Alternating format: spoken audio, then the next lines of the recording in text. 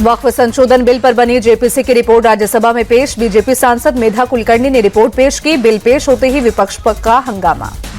Well में आने वाले विपक्षी सांसदों पर भड़के सभापति जगदीप धनखड़ बोले, वेल में आने की प्रवृत्ति बंद हो। बीजेपी ने विपक्षी सांसदों पर कार्रवाई की मांग की। खड़गे ने जेपीसी की रिपोर्ट को अलोकतांत्रिक और फर्जी बताया। बोले, ऐसी फर्जी रिपोर्ट को हम नहीं मानेंगे। सांसदों की राय को दबाया गया। कई सांसद रिपोर्ट से असहमत। खड़गे ने जेपीसी रिपोर्ट को एक तरफा बताया। बोले, बिल को वापस जेपीसी में भेजा जाए। हमारी असहमति नजरअंदाज की गई। कांग्रेस सांसद इमरान मसूद बोले, अल्पसंख्यकों के अधिकारों को कुचला जा रहा है। जो काम हिटलर ने यहूदियों के साथ किया था वो यहां की सरकार मुसलमानों के साथ कर रही है। जेपीसी की रिपोर्ट पर सपा सांसद डिंपल यादव बोली, हम इस बिल का विरोध करते हैं। पूरा विपक्ष साथ है। सत्ता पक्ष के भी कुछ गुट इस मुद्दे पर हमारे साथ। जेपीसी की रिपोर्ट पर तृणमूल सांसद सुष्मिता देव ने भी जताई आपत्ति। कहा, बिल को लेकर असहमति। नोट पर काली स्याही से सेंसर कर दिया है। जेपीसी मेंबर और आप सांसद संजय सिंह ने भी रिपोर्ट पर सवाल उठाए। कहा, मेरी डिसेंट रिपोर्ट को भी शामिल नहीं किया गया है। विपक्ष के आरोपों को किरण रिजिजू ने बेबुनियाद बताया। बोले, नियमों के तहत की रिपोर्ट तैयार की गई। विपक्ष सदन को गुमराह ना करे। रिजिजू बोले, विपक्ष के सभी आरोप झूठे और निराधार। रिपोर्ट से कुछ भी नहीं हटाया गया। जेपीसी ने किसी भी नियम का उल्लंघन नहीं किया। रिजिजू बोले, जेपीसी की बैठक के लिए सरकार ने पूरा सहयोग किया। सवाल उठाने वाले खुद जेपीसी में शामिल थे। रिपोर्ट से कुछ भी नहीं हटाया गया। राज्यसभा में विपक्ष पर जमकर बरसे जेपी नड्डा। बोले, विपक्ष का मकसद चर्चा नहीं, अपने नंबर बढ़ाना। ये लोग सिर्फ तुष्टीकरण की राजनीति कर रहे हैं। जेपी नड्डा बोले, नियमों के अनुसार सदन चलता है। विपक्ष ने संसद के नियमों का उल्लंघन किया। ये लोग संसदीय परंपरा को नहीं मानते। नड्डा बोले, कांग्रेस देश विरोधी लोगों को मजबूत कर रही। कुछ लोग इंडियन स्टेट के खिलाफ लड़ रहे हैं। देश को तोड़ने की साजिश हो रही है। राज्यसभा में विपक्ष के हंगामे को लेकर जेपी नड्डा बोले, विपक्ष के व्यवहार की जितनी निंदा की जाए वो कम है। विपक्ष की भूमिका गैर जिम्मेदाराना। शिवसेना शिंदे गुट के सांसद नरेश ने बिल को लेकर कहा, राष्ट्रीय संपत्ति के जतन के लिए और गरीब मुसलमानों के उद्धार के लिए ये बिल जरूरी। वक्फ संशोधन विधेयक पर बीजेपी सांसद दिनेश शर्मा बोले, इसमें सभी वर्गों के हितों का संरक्षण होगा। मोदी सरकार अपने सुधारों के लिए जानी जाती है। बीजेपी के राज्यसभा सांसद गुलाम अली खटाना बोले, बीजेपी तुष्टीकरण की राजनीति नहीं करती। वक्फ सुधार का बिल है, लेकिन ये लोग डराने का काम कर रहे हैं। जेपीसी की रिपोर्ट पर विपक्ष के आरोपों पर बीजेपी नेता शहनवाज हुसैन का पलटवार। कहा, जेपीसी में सभी के सुझाव को लिया गया। कांग्रेस के आरोप फर्जी। संसद भवन परिसर में विपक्षी सांसदों का प्रदर्शन। राहुल और प्रियंका भी शामिल। केरल के तटीय और वन सीमावर्ती समुदायों की सुरक्षा की मांग। दिल्ली पुलिस का जामिया यूनिवर्सिटी में एक्शन। यूनिवर्सिटी प्रशासन की शिकायत पर तड़के 14 छात्रों को हिरासत में लिया। यूनिवर्सिटी प्रशासन ने छात्रों को पुलिस को सौंपा। छात्रों पर यूनिवर्सिटी की कैंटीन में तोड़फोड़ का आरोप। यूनिवर्सिटी की कैंटीन बंद कर प्रदर्शन कर रहे थे। 2019 में जामिया में हुई पुलिस फायरिंग के विरोध में छात्र बरसी मनाना चाहते थे। छात्रों को हिरासत में ले जाने का विरोध। कालकाजी पुलिस स्टेशन के बाहर पहुंचे जामिया के छात्र हिरासत में लिए गए। साथियों से मिलने की मांग। पीएम मोदी आज अमेरिका के 2 दिवसीय दौरे पर पहुंचे वॉशिंगटन। प्रधानमंत्री का एयरपोर्ट पर हुआ भव्य स्वागत। पीएम मोदी ब्लेयर हाउस पहुंचने पर भारतीय समुदाय ने किया जोरदार स्वागत। प्रधानमंत्री ने लोगों से मिलाया हाथ। वॉशिंगटन में भारी बारिश और बर्फबारी के बीच पीएम मोदी के स्वागत के लिए खड़े रहे भारतीय समुदाय के लोग। एक महिला बैसाखी के सहारे पीएम से मिलने पहुंची। ब्लेयर हाउस पहुंची एक भारतीय महिला ने की पीएम मोदी की तारीफ। कहा, वो एक अच्छे नेता हैं, मैं उनकी फैन हूं। वॉशिंगटन डीसी पहुंचने पर पीएम मोदी ने किया ट्वीट। लिखा, सर्दी के मौसम में गर्मजोशी से स्वागत। भारतीय प्रवासियों ने मेरा विशेष स्वागत किया। मैं उनका आभार व्यक्त करता हूं। ब्लेयर हाउस में अमेरिकी ध्वज की जगह भारतीय ध्वज लहराया। ब्लेयर हाउस में ही ठहरे हैं प्रधानमंत्री मोदी। पीएम मोदी और अमेरिकी राष्ट्रीय खुफिया निदेशक तुलसी गबार्ड की हुई मुलाकात। दोनों के बीच हुई द्विपक्षीय बातचीत। पीएम मोदी की आज होगी राष्ट्रपति डोनाल्ड ट्रंप से द्विपक्षीय मुलाकात। व्यापार, रक्षा और ऊर्जा सहित कई क्षेत्रों में आपसी सहयोग बढ़ाने पर होगी चर्चा। अमेरिका पहुंचने के बाद पीएम मोदी का पोस्ट। लिखा, राष्ट्रपति ट्रंप के साथ मुलाकात को लेकर उत्सुक हूं। बेहतर रिश्ते के लिए मिलकर काम करेंगे। पीएम मोदी अमेरिकी बिजनेस लीडर से भी करेंगे मुलाकात। भारत और अमेरिका के बीच ट्रेड बढ़ाने पर होगा जोर। पीएम मोदी की अमेरिका यात्रा पर बोले बीजेपी सांसद तेजस्वी सूर्य, नए प्रशासन के साथ द्विपक्षीय संबंध और मजबूत हो रहे हैं। एकनाथ शिंदे को महादजी शिंदे राष्ट्रीय गौरव पुरस्कार से सम्मानित किए जाने पर भड़के आदित्य ठाकरे। कहा, जो महाराष्ट्र द्रोही है वो देश द्रोही भी है। आदित्य ठाकरे ने इंडिया अलायंस को ज्वाइंट लीडरशिप वाला बताया। कहा, यह अहंकार की या किसी के फायदे की लड़ाई नहीं है, बल्कि देश के भविष्य की लड़ाई है। दिल्ली चुनाव नतीजों पर आरजेडी प्रमुख लालू यादव बोले, बिहार में इसका असर नहीं पड़ेगा। बीजेपी को लोग अच्छी तरह से जान चुके हैं।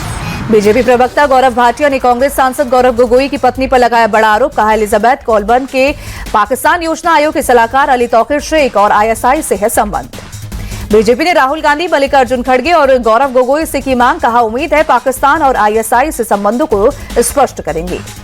गौरव भाटिया ने राहुल गांधी के इंडियन स्टेट से लड़ाई वाले बयान का दिया हवाला। पूछा, क्या गौरव गोगोई और उनकी पत्नी आईएसआई के साथ मिलकर उसी योजना के तहत भारत को कमजोर कर रहे हैं? गौरव गोगोई का बीजेपी के आरोपों पर पलटवार। कहा, अगर मेरी पत्नी आईएसआई की एजेंट है तो मैं रॉ का एजेंट हूं। गोरखपुर पहुंचे सीएम योगी आदित्यनाथ, गोरखनाथ मंदिर में हुए यज्ञ में हिस्सा लिया। दिल्ली में आरएसएस का नया दफ्तर केशव कुंज बनकर तैयार। 19 फरवरी को शिवाजी की जयंती के मौके पर होगा लोकार्पण। 150 करोड़ रुपए की लागत से बना है संघ का नया दफ्तर।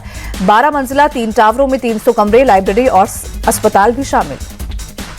जम्मू कश्मीर के राजौरी में पाकिस्तान की तरफ से की गई फायरिंग, सेना के एक जेसीओ घायल। भारतीय सेना दे रही है मुंहतोड़ जवाब। कर्नाटक के गदग में माइक्रो फाइनेंसियर के 14 दफ्तरों पर छापा। 4 करोड़ 90 लाख रुपए कैश, 992 ग्राम सोने के गहने और कई दस्तावेज जब्त। यूपी कन्नौज में चंद्रवली एंड सन्स के यहां छापे आज भी जारी। इत्र की सबसे पुरानी कंपनी के कई ठिकानों पर जीएसटी और आईटी की ज्वाइंट रेड।